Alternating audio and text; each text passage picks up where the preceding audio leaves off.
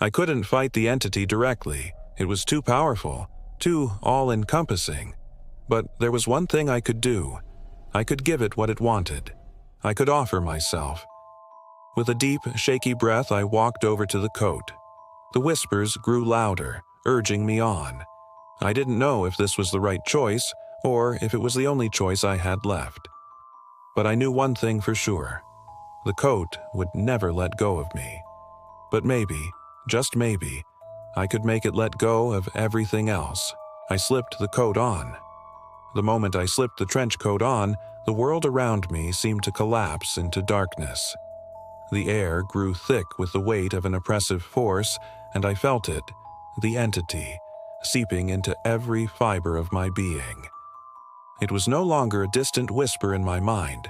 It was there, inside me, as though we were one. I felt the coat's fabric against my skin, but it wasn't the fabric that concerned me.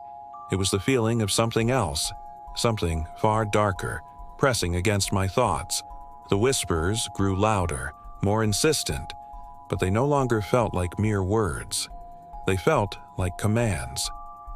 I could hear the entity's voice, but this time it wasn't just in my head. It reverberated through my bones, filling every inch of my consciousness. "Welcome," the voice said, low and gravelly, almost as if it were savoring the moment. "You have made the right choice. Now, you belong to me." I could feel the warmth of the coat spread throughout my body like a slow-burning fire. My limbs felt heavy, my movements sluggish. But it wasn't just my body that felt altered. It was my very soul. I could sense the entity's power growing stronger inside me, its influence extending further than I could have ever imagined. The coat wasn't merely a vessel. It was a connection to something far more ancient, far more powerful than I could comprehend. I looked down at my hands, but they no longer felt like mine. They seemed wrong, as if they belonged to someone else. The skin appeared paler, the fingers longer, thinner. I reached up to touch my face and recoiled in horror. My features had subtly changed, as though the entity was reshaping me, molding me into something else. No, this isn't me, I thought, panic rising in my chest. But the entity only laughed, a dark, hollow sound that resonated in the air around me. "You were never truly you," it said, its voice echoing in my mind. "I made you, just as I will remake you. You were always mine, from the moment you first put on the coat." I staggered backward, fighting the overwhelming pull of the coat, but it was useless. The more I struggled, the stronger its grip became. It was as though the coat itself had become a part of me, its fibers intertwined with my very essence. I could feel it, spreading through my veins, coursing through my blood. I wanted to scream, to rip the coat off, but I couldn't. The coat had fused with my soul. There was no escaping it now. Suddenly, the whispers ceased, and a new presence filled the room, dark, oppressive, and all-encompassing. I looked around, but the room had changed. The walls seemed to close in on me, the shadows twisting and contorting into unnatural shapes. The very air felt dense, suffocating. The voice of the entity spoke once again, but this time, it was not a whisper. It was a roar, loud, deafening, and all-powerful. "You have made the ultimate sacrifice," it said, its voice now booming, reverberating throughout the very fabric of reality itself. "You have given yourself to me, and now you will serve me for all eternity." I felt the weight of its words crush me, the gravity of what I had just done sinking in. I had no choice. There was no choice. I thought I could fight it. But now, there was no going back. I had sealed my fate the moment I put on the trench coat. Days passed, though it felt like time had no meaning anymore. I wandered through the house in a daze, my mind clouded with the entity's whispers which never ceased. It was as though it were constantly by my side, guiding my every step. I could no longer tell where the entity ended and I began.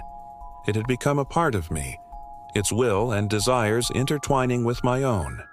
The world outside seemed distant, irrelevant.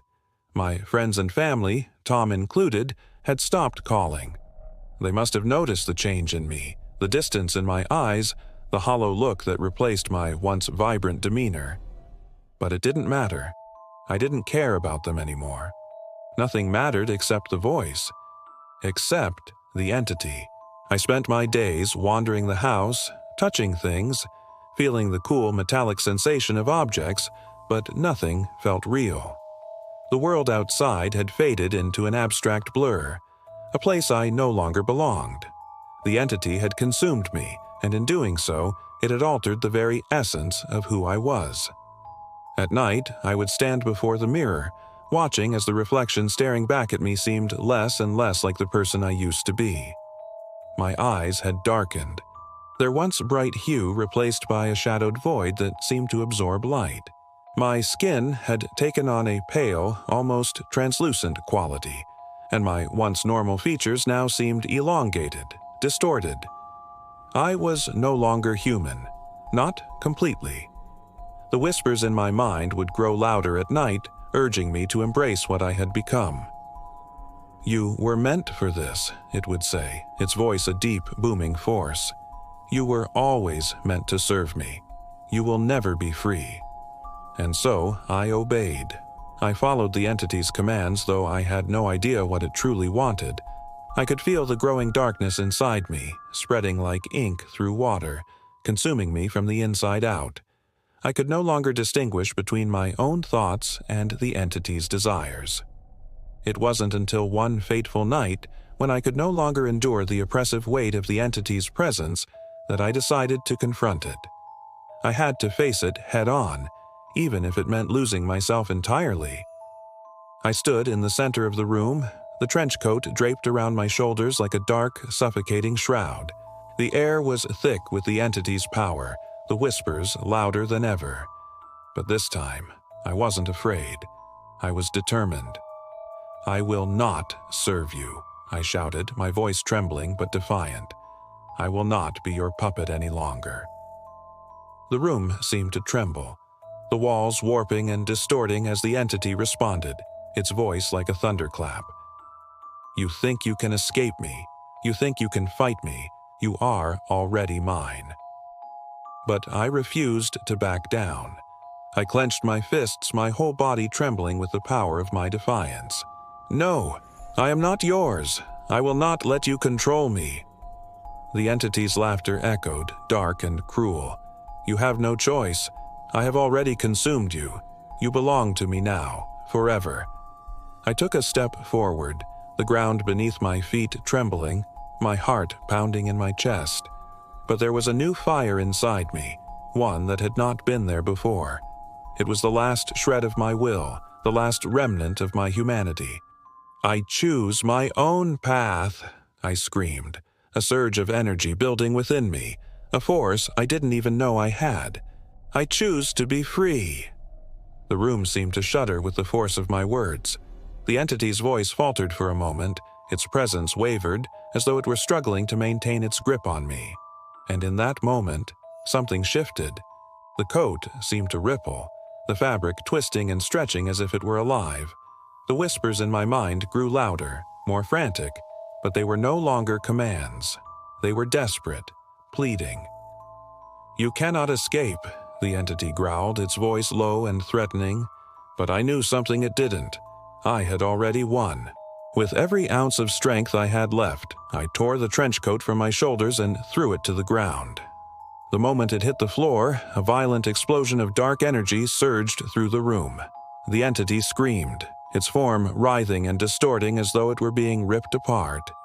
And then, silence. For the first time in what felt like forever, I could hear nothing but the beating of my own heart. I looked around the room, and the shadows that had once consumed everything seemed to have faded, leaving only a sense of stillness in their wake. I had done it. I had broken free. But I knew one thing for certain. The entity would not be gone forever. It would find a way to return, to claim what it had lost. But for now, in this moment, I was free. At least, for now.